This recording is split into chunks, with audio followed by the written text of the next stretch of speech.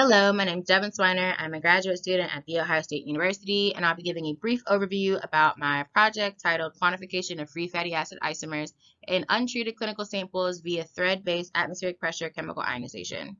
The goal of this work was to look at obesity since it affects millions of Americans every year, and because it also serves as a risk factor for conditions such as cardiovascular disease and diabetes.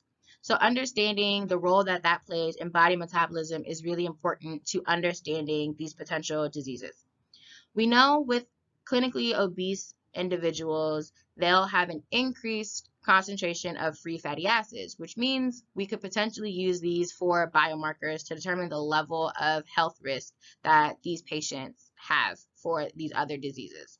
So for this work, I used thread spray ionization with an atmospheric pressure chemical ionization spray mechanism to determine and detect the concentrations of free fatty acids in serum. This is sensitive, and it not only gives us a way to do an online extraction for raw sample analysis, but it also helps us differentiate between isomers of some of these fatty acids via the in situ generation of epoxides that happens in the plasma.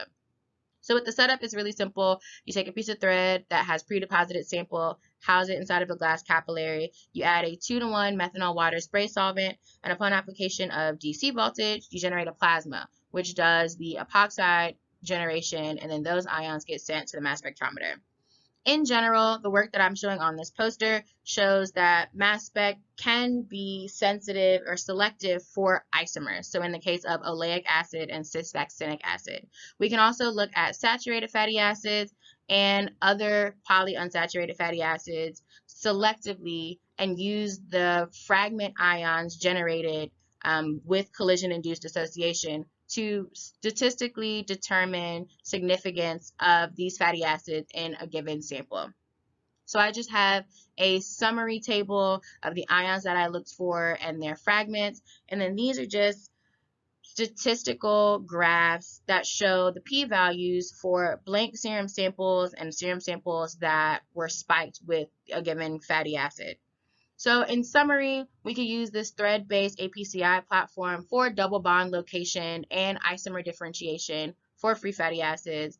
And it's also viable to do this biological fluid analysis without pre-treatment or pre-concentration steps.